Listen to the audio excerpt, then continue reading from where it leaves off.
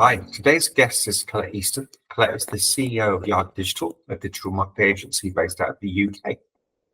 I really wanted to get Collette as a guest, as not many industries have been through more change than agencies in the last 12 months. Their challenges are everywhere. There is widespread dissatisfaction with the agency business model, which for most is a fixed contract retainer with often little performance accountability. Marketing measurement and attribution are more complex than ever as well, making it harder to track ROI and be smart with media and channel investments. And then there's AI, we're talking large language-based models, generative AI, which has disrupted agencies and other knowledge-based professions. Hi, Collette. Can I start by asking about how you've approached managing this change? Yeah, it's hard. Our ideal customers are usually CMOs, and they're constantly challenged at the moment. And I know this because I've been talking to a whole bunch of them. I'm trying to gather as much information in order to try and understand their challenges, because I'm trying to understand and work out if our agency business model is fit for purpose. So you probably read a lot about that across the industry. So I'm trying to make sure that we're fit for purpose and that we are able to align with our customers, those CMOs, and their buying preferences. What did you learn? It was quite simple, quite obvious. So CMOs have got budget restrictions, as most of us do. They've got targets to hit, they've got competitors to beat, and all of this is against a backdrop of a huge amount of change and a complexity. Everything's changing every day, all the time. I realised, I think I knew this, but I realised that we needed to be much better partners than we have been. So trying to help them solve the things at the top of their list, so working to their agenda, not ours. And then being a better partner to make sure that we're helping them with those bigger challenges. So at the moment, obviously, quick wins that generate revenue are usually what's front of mind. That's the priority. And that actually means it's doing more with what they have today. So doing more with the traffic that they have today, for example. And then if we're starting to sort of prove ourselves that we can help with those challenges, then we can start to engage and talk about the bigger challenges that need to be solved, which are things like strategy. And really interesting for us at the moment is the marketing effectiveness measurement. They're giving them that much needed capability. If you've got that measurement capability, that allows CMOs and their teams to make better decision makings for the right audience at the right time. So, and that's all helping optimize those budgets, making sure that they're accurate and right and being deployed in the right way. Then you can underpin this with a culture of experimentation to understand which are the best performing channels, campaigns, pages, keywords, etc. That list can obviously be endless. Amongst that, what is your point of difference and advantage? Oh, good question. So we have invested millions over the last sort of 8 years in our effectiveness measurement technology called Cubed. So lots of brands have used it over the years, and we're seeing the problems that it helps solve are maturing all the time. So at the heart of our tech is multi-touch attribution and machine learned propensity modeling, which allows you to have some leading indicators rather than just focusing on legacy stuff. And it's actually giving our clients insights that they don't have at the moment. It's helping fill in the blanks. It's helping increase their return on advertising spend. It's directing, just helping them understand where they should direct their investments in channels like paid or search SEO. And then if you combine our team's capabilities in strategy and data, insights, experimentation, content, SEO, digital PR, we are able to then help our customers grow their revenue and profit. You mentioned business model change. Have you evolved yours? And if so, how? Yeah, it's been quite a recent journey. So to give you an example, so with Cubed, it takes time to deploy, and you need to engage in a proof of concept, and that's usually around 90 days, not all the time. That's not a given, but that's an average proof of concept. And our job is to prove to our clients, our prospects, that we are there to support and make sure that we can make their marketing activity much more effective. And if we can do that inside of that proof of concept, then obviously it's a no-brainer. But if we can't prove that inside of the proof of concept timeframe, then obviously we can all walk away. But it's really important that we nail down the parameters of that proof of concept, that we're all agreed, that we're all SLA'd. And that means that forces us to ensure that we're working in a very structured way that's very valuable to every single stakeholder. It's got to work for everybody. So that means that we have been less focused on retained agreements, which, you know, in agency land has always been the ambition. That's what you're trying to achieve. But a number of our teams do much more campaign or project-based work for loads of brands, you know, national, international brands. And we are finding that we're getting commissioned again for more projects because obviously we're delivering great results. And that's the same across the business. So as much as selfishly we'd like to plan on a longer term basis, and actually from a forecasting, a revenue perspective, it feels slightly more precarious. It's actually a confidence thing. We're becoming more confident. So we're actually, when we engage in project work with a client, we start to look at things on a longer term basis. As far as we're concerned, we are a good partner and we're going to be delivering great work for a long time. So we're continuing to behave in the same way, but not force the clients into retainers, which it's falling by the wayside. It just means that the relationship is kept really honest. Like, you've been a CEO for about 3 years now. What is the most significant learning you'd like to retrospectively share with yourself if you could go back 3 years? So not talking to customers. So before I was CEO, I've been sort of on the sales route. So I was chief revenue officer. So I was always talking to customers and prospects. And then as my role changed, I was doing less of that. But actually, in those moments of change, you should be able to keep up with those needs, your customers' needs. Otherwise, you don't understand what's going on in the market, and you certainly can't do that from afar. On reflection, what's the biggest business mistake you made? There have been plenty. I have let average performance go sort of bob along for too long. That's a big one.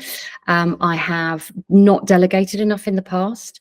That's a consequence of me wanting to have my fingers in too many pies. And I know that there are certain types of work that I'm not very good at. I've got ADHD. Those of you that know me will have heard me mention it. So I was diagnosed about 2 years ago, and now I truly understand who I am, why I operate the way that I do, and I'm able to really focus in on the, you know, they call it superpowers, the best bits of my neurodiverse behavior, and just avoid those limitations. So I know that I am surrounded by brilliant people. You know, actually we've recruited a team of amazing people. So combine that with my years of experience and then trusting in those people, my personal confidence has definitely got stronger over the years.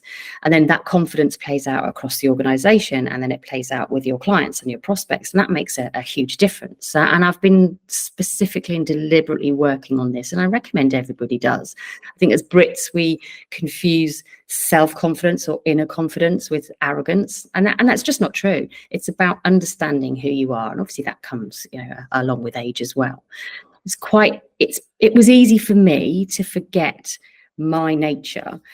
So just because you are at the helm, and of course you are responsible for what goes right and what goes wrong, but that doesn't mean that you have all of the answers. If you're surrounded by great people, you should be making sure that you're asking the right questions at the right time.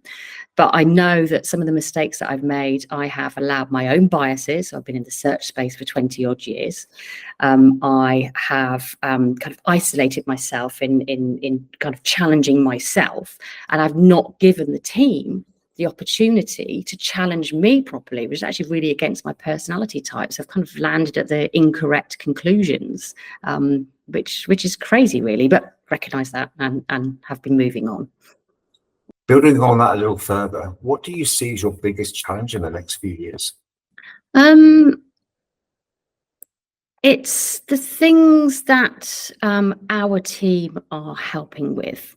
So this strategy, so the team that are working with our clients. So we were very guilty of selling kind of tactical services. We have been evolving over quite some time. We're talking at a much more strategic level and how we deliver that, and that's been fascinating. The process that you guys at Zockery put us through and how you've been helping us with our strategy and how we can deliver on that was amazing. The team absolutely loved the process. The hard thing, certainly for me, was to not jump to answers or conclusions, and that's one of my impulsive ADHD traits. That was really difficult for me. So came with an open mind, open heart, and trying really hard not to have all of the answers. And with your help, we have managed to define this value-focused strategy, which kind of plays into some of the great work that we've been doing with our clients already. So, it just felt really natural. The team are really excited about where we're going, and the optimism around the business is just great. We've got our confidence back. We know what we're doing. We're really confident about what we're doing. There's a long way to go. Things are tweaking and changing all the time, but it's about having that confidence back. And you've helped us also revisit the skills and the systems to make sure that we're staying on track and honest. I can't fall back into some of my old behaviour and making us all isolated. So it's got to make my job as easy as possible, keep me honest, and keep me kind of tied in and tracked with the right systems. So I don't need to be as evolved or involved as I have done previously, because we've got the goals. We know what we're trying to achieve. Everybody understands the objectives, and it's a shared responsibility now. So we are creating a go-to-market strategy that is obviously generating demand and actually generating the right conversations that's allowing us to scale. So we've been very realistic about what it is that we can achieve over the next 12 months. So as I said right up at the top, I've been speaking to our target prospects, our ideal customer profiles, and these are the CMOs. I've been trying to put ourselves in their shoes and really understand their challenges. And those conversations have just been brilliant. I'm back in my element. I'm asking them for help, for direction, to understand, truly what's going on with them, to take that back to the business, to make sure that we can shape all of this. So I'm just kind of rebuilding really fantastic networks and, like reigniting some of those relationships where they've been a bit tired and have not been challenging enough over the last few years. We've really got to understand what the market needs, what the market wants, and make sure that we are delivering that. Then we are a tech and people business. First and foremost, we're still very much a people business, and our values, are unique to us, and they've got to be lived and breathed. And a lot of thought and effort is going into our culture. Collette, you sound excited. I am. So, to be honest, I knew a while back that what we've been doing was not landing well, but I couldn't work out what was going on. That was getting back to my own biases.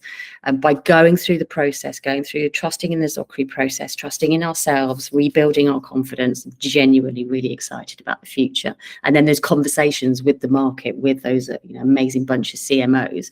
They're absolutely just providing me with more and more evidence that our direction is absolutely right. I should have been pushing harder for these conversations, for this feedback with our clients and prospects much earlier than I had done. So that's a huge mistake.